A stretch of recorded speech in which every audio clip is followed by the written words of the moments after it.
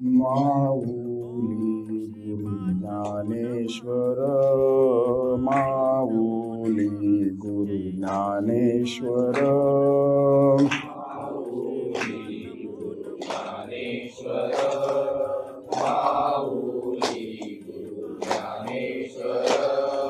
माऊली गुरु ज्ञानेश्वर, माऊली गुरु ज्ञानेश्वर, माऊली गुरु ज्ञानेश्वर, ज्ञानेश्वर ज्ञानेश्वर ज्ञानेश्वर ज्ञानेश्वर ज्ञानेश्वर ज्ञानेश्वर, माऊली गुरु श्रीपाद बाबा, माऊली गुरु रामदास बाबा, माऊली गुरु श्रीपाद बाबा, माऊली गुरु रामदास बाबा, श्रीपाद बाबा रामदास बाबा, श्रीपाद बाबा रामदास बाबा, श्रीपाद बाबा रामदास बाबा, श्रीपाद बाबा रामदास बाबा, माऊली गुरु ज्ञानेश्वर, माऊली गुरु श्रीपाद बाबा,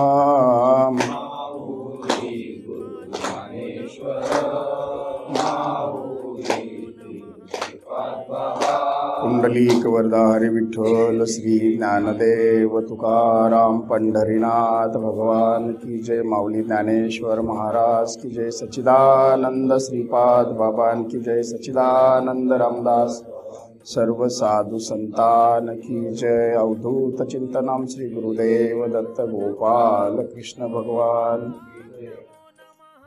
परमार्थ करत असताना खरा धर्म समजून घेणं फार गरजेचं आहे।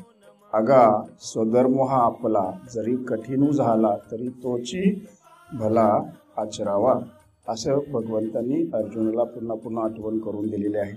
बाबांनी सुद्धा आपल्याला भगवद्भाव सेतू ग्रंथामधून आपला खरा धर्म जरी कठीण झाला तरी तोच आचरला पाहिजे हे पुन्हा पुन्हा सांगितलेलं आहे। आणि तो धर्म कसा ठरवायचा हे मात्र आपल्याला समजत नाही, म्हणून पुन्हा पुन्हा याचं पारायण होणं गरजेचं आहे। आपण पुढील संदेशाला सुरुवात करून पारायणाचा आनंद घेऊया। सद्गुरू हे सर्व गोष्टीचे उगमस्थान आहेत, असे ज्याला वास्तविकपणे ज्ञान होते तेव्हा त्याच्याकडून विश्व कल्याणार्थ कार्य होत असते। सद्गुरू कृपेने ब्रह्मांडात राहून मुक्त असलेली व्यक्तीच विश्व कल्याणार्थ कार्य करते। मानव समाजाच्या केवळ भौतिक कल्याणार्थ कार्य करत असतो तो मनुष्य तसा संतुष्ट नसतोच, कारण ईश्वर आणि आपण यांच्या संबंधाविषयी त्याला विसर पडलेला असतो। त्यामुळे विश्व कल्याणार्थ कार्य करण्यात त्याला कठीण संघर्षमय अडचणी येऊन व्यतीत होतो। जेव्हा गुरुभक्त होऊन सकाम कर्माच्या तीव्र आणि सर्व भौतिक इच्छेचे समूळ उच्चाटन करून सद्गुरुचरणी लीन राहून कार्य करत असतो तेव्हा त्याच्या कार्यात कोणतीही अडचण न येता कार्य सुलभतेने आणि परिणामकारक होते। हाच अनुभव आपण घेत आहोत। मत्स्य आपल्या संततीकडे केवळ पाहून त्याचे पालन पोषण करतो। कासव जमिनीवर अंडी घालते व पाण्यात राहून अंड्यावर ध्यान लावून अंडी उबवते, तसे महात्मा कोठेही असला तरी आपल्या साधकावर ध्यान ठेवून साधकाने आरंभिलेले कार्य पार पाडत असतो। त्यामुळे साधकात कोणतीच व्यथा निर्माण न होता साधक संतुष्ट आणि आनंदित असतो। ज्ञान, भक्ती, न्याय, समर्पण आणि विरक्ती हे आचरणात असतील तर खरा धर्म कळायला लागतो, अन्यथा आपल्या कल्पनेतला धर्म शेवटी अधर्म ठरतो। पित्याच्या सुखासाठी मुलग्याने प्रयत्न करणे हा मुलग्याचा धर्म आहे, म्हणून भीष्माचार्याने भीष्म प्रतिज्ञा केली, प्राण जाय लेकिन वचन न जाय, याप्रमाणे दिलेले वचन पालन करणे हा भीष्माचार्याचा धर्म होता, पण शेवटी तो अधर्म ठरला। केलेल्या उपकाराची जाणीव ठेवून त्याला मदत करणे हा कर्माचा धर्म होता, तो ठराविक पातळीपर्यंत बरोबर आहे, पण नंतर तोच धर्म अधर्म ठरला। दुबळ्यांची बाजू घेऊन युद्ध संपवणे हा बर्बरीचा धर्म होता, पण भगवान श्रीकृष्णानं तो अधर्म ठरवला. सत्यवतीची राजमाता होण्याची लालसा तर पुढे मोठा अधर्म ठरला. रावणाची अमर होण्याची इच्छा मोठा अधर्म ठरला. गुरुला आपल्या शिष्याकडून गुरुदक्षिणा मागण्याचा हक्क आहे. हक्क म्हणजे धर्म. तोच धर्म गुरु द्रोणाचार्याकडून अधर्म ठरला. मनुष्याने प्रपंच नेटका करणे हा प्रत्येक मनुष्याचा धर्म आहे, पण प्रपंचातून निवृत्त व्हावं हा खरा धर्म विसरतो आणि अधर्म घडतो. म्हणजे काही ठराविक वेळेपर्यंत ठराविक परिस्थितीला तो धर्म खरा असतो, पण त्याचे कधी अधर्मात परिवर्तन होतं ते कळत नाही. खरा धर्म समजण्यासाठी बारीक आणि सूक्ष्म विचार झाला पाहिजे. त्यासाठी सद्गुरू सच्चिदानंद श्रीपाद बाबांच्या सारख्या दणकट, मजबूत, सदाचारी, ब्रह्मनिष्ठ, ब्रह्मवेत्ता, साधकाचे हित जाणणारा, दयाळू, कृपाळू सद्गुरूंना शरण गेलं पाहिजे. आध्यात्मिक गुरु परंपरेतील प्रमाणित गुरूंना शरण जाणे हाच खरा आणि परमोच्च धर्म आहे. बाकी इतर सर्व धर्म शेवटी अधर्म ठरतात. गुरु आज्ञेचे पालन करून एकलव्य विठ्ठलपंतांनी अर्जुनाने खरा धर्म जागवला आणि आम्हाला आध्यात्मिक जीवन जगायला शिकवले, कारण त्यांच्या आचरणातून ज्ञान झालं. गुरुनिष्ठा म्हणजे गुरुभक्ती समजली. न्याय म्हणजे विवेक जागृत झाला. विरक्ती कशी असते समजलं. समर्पण कोठे आणि कसं व्हावं समजलं. सद्गुरूंचं नित्य भजन करणं हा निष्ठावंत साधकाचा खरा धर्म आहे याची जाणीव झाली. म्हणून आपण या धर्माचं पालन करून सद्गुरु धामात निश्चित जाणार आहोत. गर्व से कहो हम हिंदू है, गर्व से कहो हम इस्लाम है, गर्व से कहो हम ख्रिश्चन है, हे धर्म होऊ शकत नाहीत. माणसाने ठरवलेला धर्म अंतिम ठिकाणी अधर्म ठरतो. आपण अंतिम ठिकाणावरून धर्म सांगत आहे. भगवत भाव ग्रंथात यावर चांगली चर्चा झाली आहे. शरीरापेक्षा इंद्रिय सूक्ष्म आणि बलवान आहेत. इंद्रियापेक्षा मन बलवान आणि श्रेष्ठ आहे. मनापेक्षा बुद्धी श्रेष्ठ आणि बलवान आहे. आत्म्यापासून मिळणाऱ्या शक्तीद्वारे बुद्धी चालते, म्हणजे आत्मा सर्वात श्रेष्ठ आहे. शरीरावर अनुसंधान ठेवून शरीराला महत्त्व देतो तो क्षुद्र. शरीरावर अनुसंधान ठेवतो तो वैश्य. इंद्रियावर अनुसंधान ठेवतो तो वैश्य. मनावर अनुसंधान ठेवतो तो क्षत्रिय. आणि बुद्धीच्या जोरावर बुद्धीवर अनुसंधान ठेवतो तो ब्राह्मण. आणि मी आत्मा आहे या अनुसंधानावर चालतो तो महात्मा.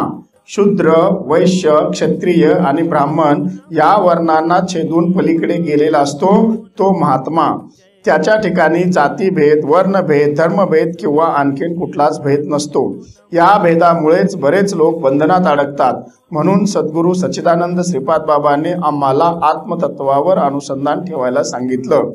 त्या ठिकाणी कुठलाच भेद राहत नाही. जिवंतपणीच मुक्त.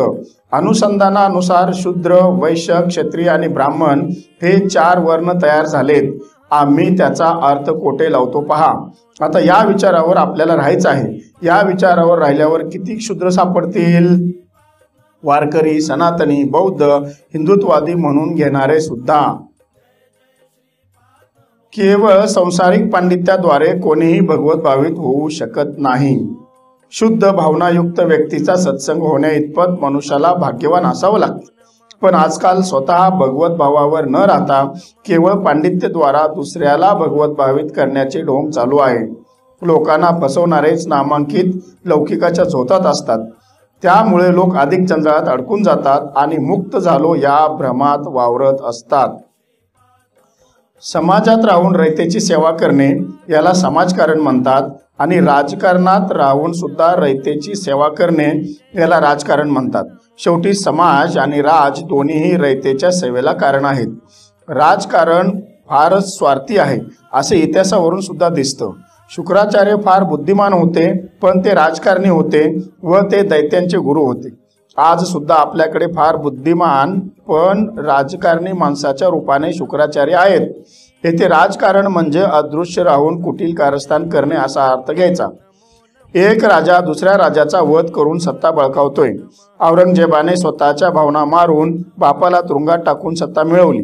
पुराणातील कंसाने सुद्धा तशीच सत्ता मिळवली आणि आज सुद्धा तसाच प्रकार चालू आहे. सत्ता गेली म्हणून किंवा असलेली सत्ता टिकत नाही म्हणून चिडून दंगल जाळपोळ हिंसाचार घडवत आहेत। धर्म आणि जात समजावून घेऊन जातीसाठी माती खावी आणि धर्मासाठी प्राण द्यावा असं म्हटलं आहे, पण जात आणि धर्म कोणाला कळलेला नाही किंवा कळवून घ्यायची इच्छा नाही, म्हणून मातीसाठी अर्थात सत्तेसाठी दुसऱ्याची डोकी फोडणे, गरिबांचा प्राण घेणे चालू आहे। सत्तेची लालसा भयानक अधर्म घडवते।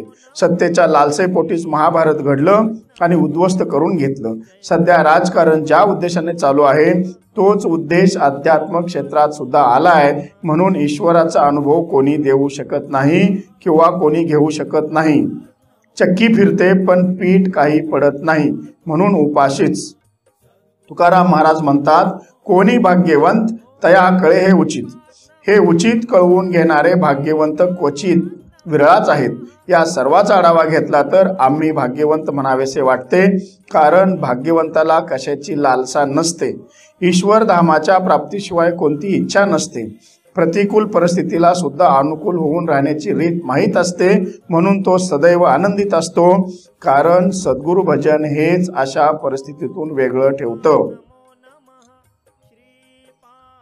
सद्गुरूशी ज्यांनी दृढ संबंध ठेवला आहे त्यांना भीतीचे कारण उरत नाही। सद्गुरूशी दृढ संबंध ठेवलेली व्यक्ती मायावादी, समाजकारण, राजकारण, भगतगिरी यापासून दूर असते, त्यामुळे त्याची कधी फसवणूक होत नाही। सद्गुरू जरी कोणत्याही धामात निवास करत असले तरी ते आपल्या श्रेष्ठ आध्यात्मिक शक्तीद्वारे सर्वव्यापी परमात्मा म्हणून सर्वत्र उपस्थित राहून आपल्या साधकांना भौतिक अस्तित्वापासून किंवा भौतिक बंधनातून दूर ठेवतात। भौतिक अस्तित्वापासून किंवा भौतिक बंधनातून अलिप्त म्हणजे मुक्त राहणे म्हणजे योगाची पूर्णता। योगाची पूर्णता करण्यासाठी हिमालयात जाऊन योग साधना करावी लागते, कारण हिमालय म्हणजे ध्यान धारणेसाठी पवित्र स्थान मानले जाते, पण साधकासाठी सद्गुरूंनी सर्वत्र पवित्र ठिकाण करून ठेवलेले असते, म्हणून योगाची पूर्णता करण्यासाठी साधकांना हिमालयात जाऊन योगाभ्यास करण्याची गरज ठेवलेली नाही। जो ईश्वराकडे आकर्षित होतो त्याला भौतिक बंधनातून मुक्त ठेवण्याचे काम सद्गुरूंनी केलेले असते। जो भक्त प्रेमरूपी अंजनाने माखलेल्या नेत्रांनी सद्गुरूंना पाहतो त्यांच्या हृदयात सद्गुरू निवास करून असतात। ज्याप्रमाणे सूर्य एकाच वेळी अनेक ठिकाणी दिसतो त्याप्रमाणे सद्गुरूंचे एकच रूप असले तरी आपल्या अचिंत्य शक्तीच्या प्रभावाने सर्वत्र उपस्थित असतात। यावर साधकांनी शंका घेऊ नये। त्यांचे भजन करणे किंवा त्यात मग्न राहणे एवढंच सोपं काम साधकाचे आहे।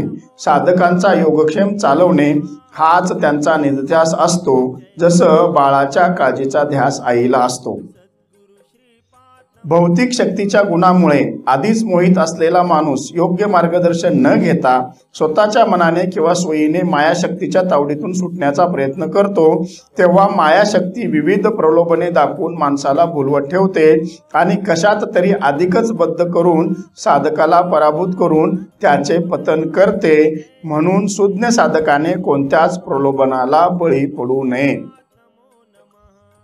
भौतिकवादी लोकांना अध्यात्मात मुळी रुची नसतेच।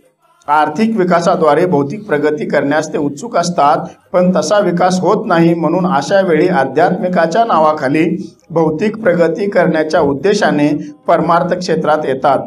पण अध्यात्म मार्गाचा स्वीकार केल्यावर भौतिक सुखाचा त्याग करणं आवश्यक असतं, मात्र ते त्यांना जमत नाही। त्यामुळे परमार्थ क्षेत्रात येऊन सुद्धा पराभूत होतो।